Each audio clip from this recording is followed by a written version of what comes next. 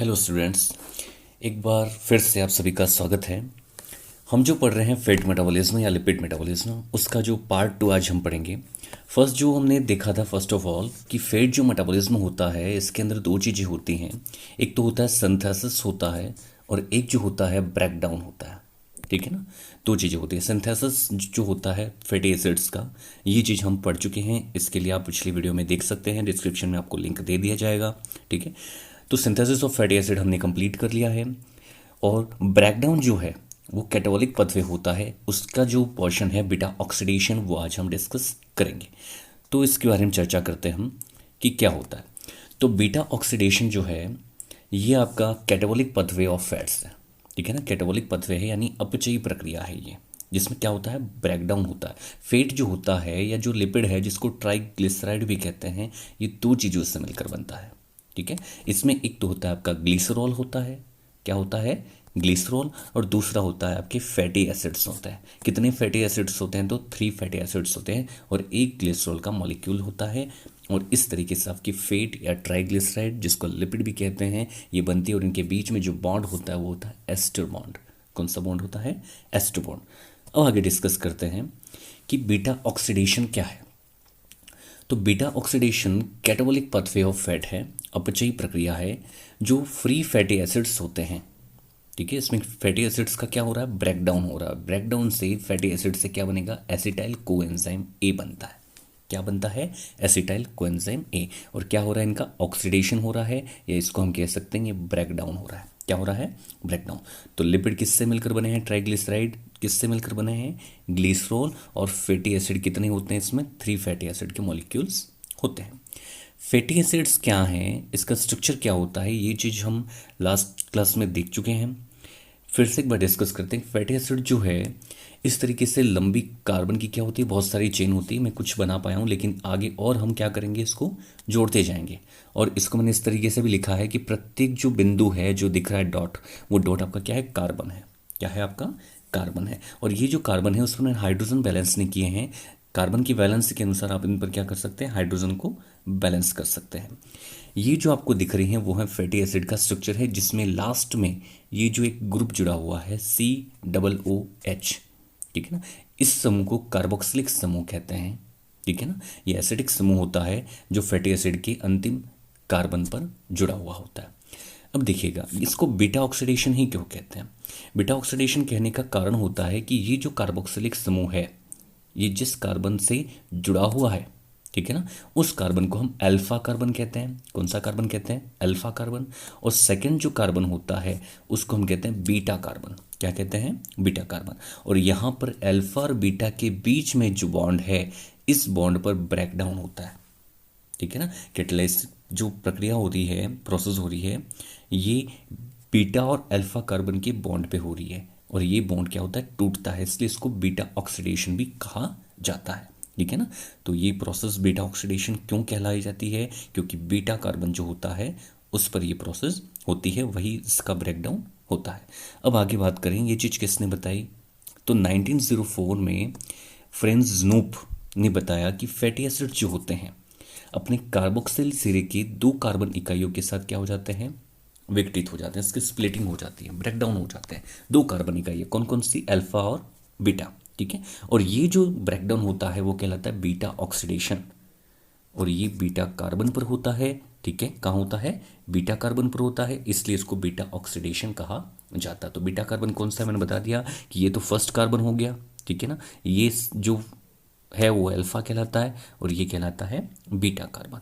और ये कहाँ होता है ब्रेकडाउन? तो माइटोकॉन्ड्रिया में होता है। कहाँ पर होता है?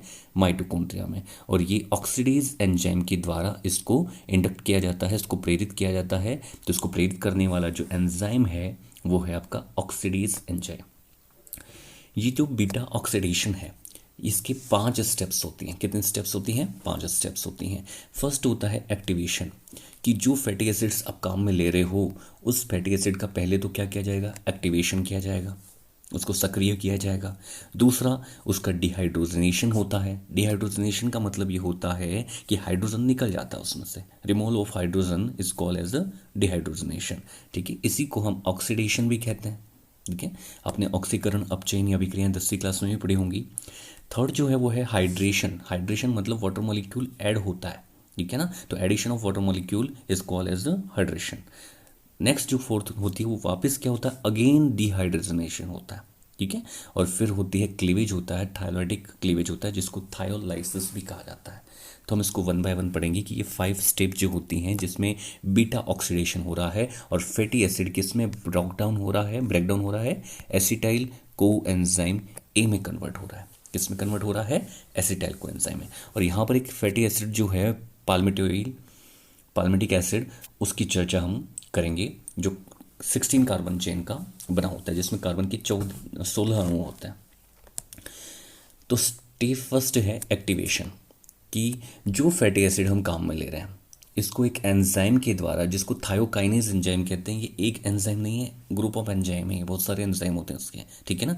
इसके द्वारा साथ में इसमें कोएंजाइम ए, एटीपी और मैग्नीशियम आयंस होते हैं कोफैक्टर के रूप में, और इन सब की उपस्थिति में ये फैटी एसिड क्या हो जाएगा, एक्टिव हो जाएगा। क्या हो जाएगा, एक्टिव हो जाता है। और किस में कन्वर्ट हो जाएगा, एक्टिवेटेड फैटी एसिड में कन्वर्ट हो जाएगा। किस में कन्वर्ट हो जाएगा, एक्टिवेटेड फैटी एसिड में, सक्रिय वसीय अम्ल में। तो क्या क्या चीज़ें हैं, पाल्मिटिक एसिड लिया हमने, ठीक है। फैटी एसिड कौन सा लिया है, पाल्मिटिक एसिड। ये क्या है, फैटी एसिड है जिसमें कितने कार्बन की चेन होती है, 16 कार्बन की चेन होती है, ठीक है। और इसके साथ में क्या जुड़ा है, कोएंजाइम ए जुड़ा है ना। और थायोकाइनेज एंजाइम की उपस्थिति में ये बनाता है, पाल्मिटिक है तो पाल्मिटॉयल कोएंजाइम ए बनाएगा, जो कि कैसा होगा, एक्टिवेटेड होगा।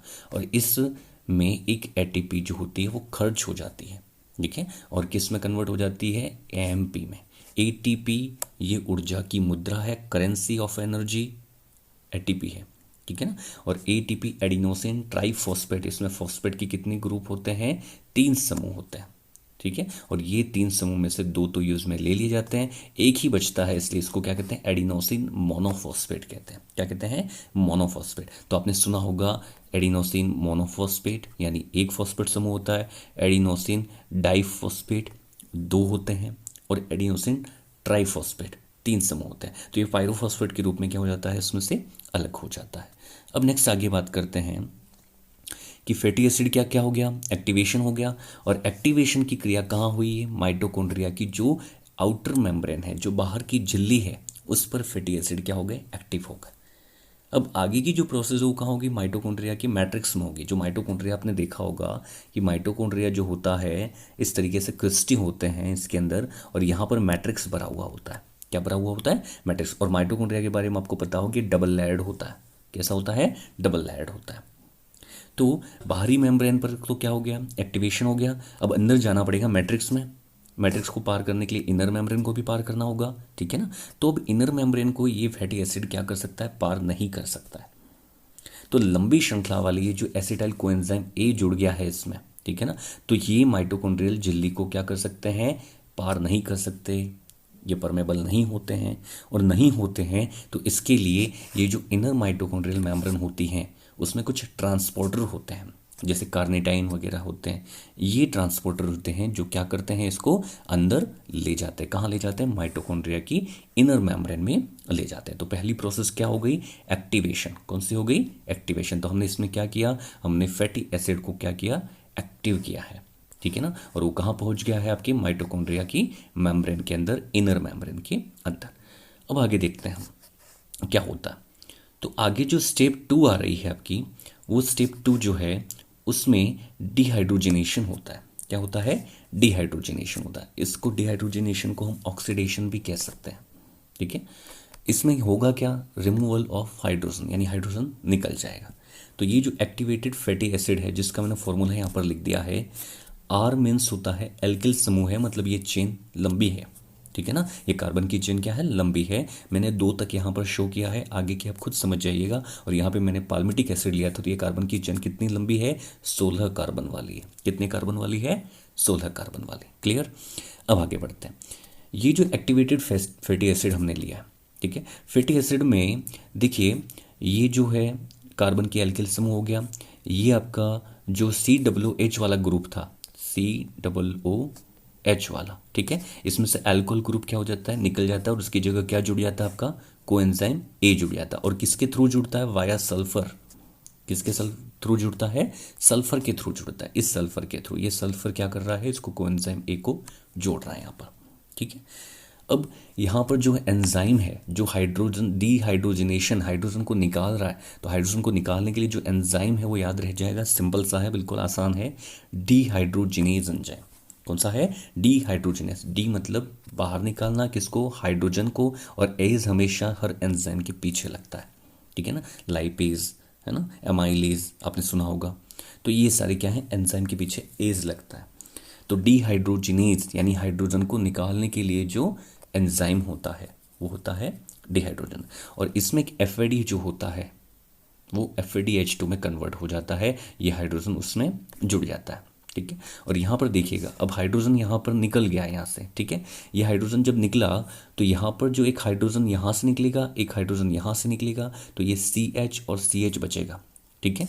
तो ये CH और CH और कार्बन अपनी वैलेंसी को क्या करता है? फुलफिल करने के लिए यहाँ पे सिंगल बॉन्ड किस में कन्वर्ट हो जाएगा? डबल बॉन्ड में कन्वर्ट हो जाएगा। किस में कन्वर्ट हो जाएगा? Double bond. और बाकी एज इट इज़ वैसा ही है, ठीक है। अब इसको क्या कहा है हमने? तो इसको नाम दिया है अल्फा बीटा अनसैचुरेटेड फैट। ये सैचुरेटेड था, क्यों? क्योंकि सभी जगह क्या था? सिंगल बॉन्ड था, ठीक है ना, एल्किल समूह में। और यहाँ पर क्या आ गया? डबल बॉन्ड, इसलिए क्या हो गया? अनसैचुरेटेड। और अनसैचुरेटेड क्यों कहा है? क्योंकि ये तो हो गया अल्फा कार्बन और ये हो गया बीटा कार्बन, और दोनों के बीच में डबल बॉन्ड है, इसलिए कैसा है? अनसैचुरेटेड। इसलिए इसको नाम दे दिया alpha beta unsaturated fatty acid. और इसी को हम इनॉयल कोएंजाइम ए भी कहते हैं। क्या कहते हैं? कोएंजाइम ए, इनॉयल कोएंजाइम है। नेक्स्ट जो प्रोसेस है, स्टेप 2 हो गया dehydrogenation, removal of hydrogen. Third जो प्रोसेस है वो हाइड्रेशन। हाइड्रेशन मीन्स होता है इसमें क्या होगा? वाटर मॉलिक्यूल ऐड होगा, तो एडिशन ऑफ H2O, ठीक है ना, addition of water molecule is called as hydration. अब ये देखिए, यही चीज मैंने यहाँ पर लिखी है, ठीक है। अब इसको आगे क्या कहेंगे? तो हाइड्रेशन हो रहा है मतलब हाइड्रोजन जुड़ रहा है, तो यहाँ पे जो एंजाइम है वो है हाइड्रेटेज एंजाइम, इसी को हम क्रोटोनेज एंजाइम भी कहते हैं, ठीक है। और इसमें हाइड्रोजन मॉलिक्यूल क्या हो रहा है? ऐड हो रहा है।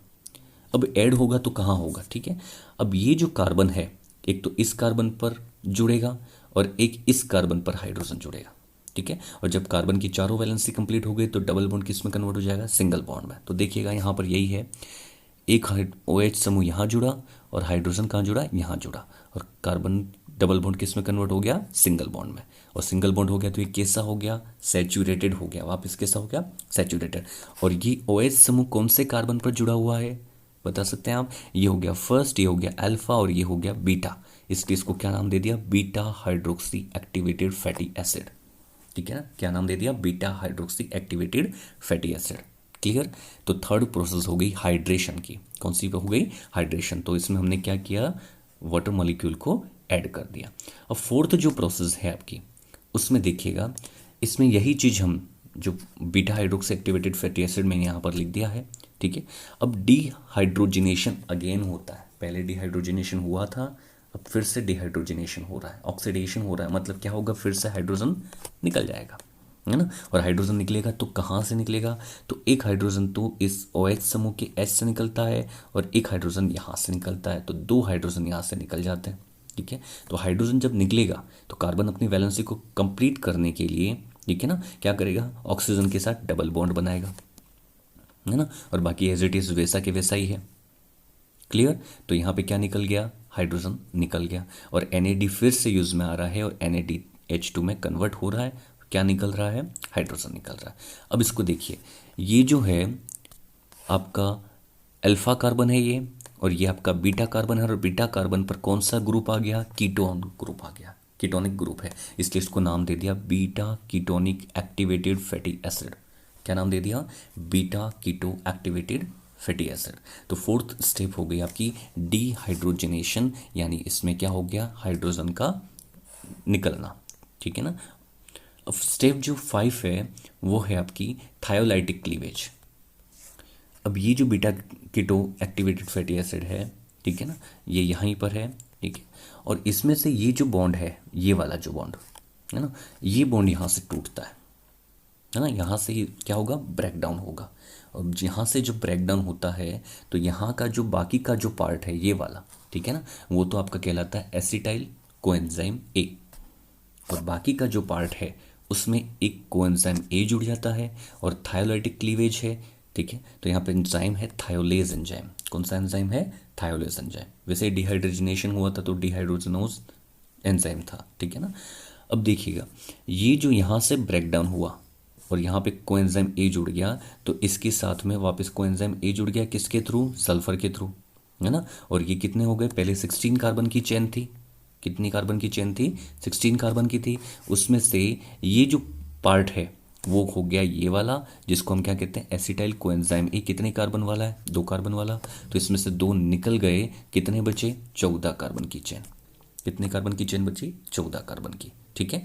तो इस तरीके से थायोलाइटिक क्लीवेज जो होता है उसमें ये अलग अलग हो जाता है। एसिटाइल कोएंजाइम ए अपने आप में बन जाता है। क्या बन जाता है? एसिटाइल कोएंजाइम ए बन जाता है। और कितने कार्बन की चेन बची? 14 कार्बन की। तो वापस प्रोसेस कहाँ से शुरू होगा? सेकेंड स्टेप से, डिहाइड्रोजनेशन से, ठीक है। और वापस ये प्रोसेस चलती रहती है जब तक कि ये कार्बन की चेन पूरी टूट नहीं जाए और वापस एसिटाइल कोएंजाइम ए में कन्वर्ट नहीं हो जाए। तो 16 कार्बन थे पाल्मिटिक एसिड में, मान लीजिए, और एसिटाइल कोएंजाइम में कितने कार्बन हैं? 2 कार्बन है। तो एक पाल्मिटिक एसिड से, यानी फैटी एसिड की बात कर रहे हैं हम, ठीक है ना, उससे कितने पायरुविक एसिड बनेंगे? 8 एसिटाइल कोएंजाइम ए बनेंगे। क्या बनेंगे? एसिटाइल कोएंजाइम ए बनते हैं। कितने बनते हैं? 8। अब इसके आगे बात करते हैं। तो ये प्रोसेस क्या होती है? चलती रहती है। ये प्रोसेस चलती रहती है। कब तक चलती रहती है? जब तक कि फैटी एसिड पूरी तरीके से एसिटाइल कोएंजाइम ए में कन्वर्ट नहीं हो जाते, ब्रेकडाउन नहीं हो जाता पूरी तरीके से। और ये कहाँ से शुरू होगी? एक्टिवेशन से नहीं होगी, क्योंकि एक्टिवेशन तो पहले ही हो चुका है, इसलिए बार बार एक्टिवेशन नहीं होगा, इसलिए फर्स्ट प्रोसेस नहीं होगी। कहाँ से शुरू होगा? ये सेकेंड से होगा, ठीक है। तो पाल्मिटिक अम्ल में 16 कार्बन परमाणु होते हैं, तो ऑक्सीडेशन के द्वारा कितने एसिटाइल कोएंजाइम ए बनेंगे? 8 बनेंगे। एसिटाइल कोएंजाइम ए में कितने कार्बन होते हैं? 2 कार्बन होते हैं। और आपको पता हो कि ये एसिटाइल कोएंजाइम ए जो है ये कहाँ पर जाता है? आपकी क्रेब्स चक्र में एंटर करता है। किसके अंदर एंटर करता है? क्रेब्स साइकिल के अंदर एंटर करता है। अगर आपने क्रेब्स साइकिल नहीं पढ़ा है तो इसकी भी लिंक आपको डिस्क्रिप्शन में मिल जाएगी, वहाँ से आप क्लियर कर सकते हैं। तो क्रेब्स साइकिल के अंदर जा करके इस एसिटाइल कोएंजाइम ए किससे मिलेगा? ऑक्सैलोएसिटिक एसिड से मिलता है, जो कि क्रेब्स साइकिल का लास्ट प्रोडक्ट होता है, ठीक है। और मिल करके ये दोनों क्या बनाते हैं? सिट्रिक एसिड बनाते हैं, जो कि क्रेब्स साइकिल का फर्स्ट प्रोडक्ट होता है। अगर आपको वीडियो पसंद आई है तो लाइक कीजिएगा, शेयर कीजिएगा, कमेंट भी कीजिएगा। जय हिंद, जय भारत।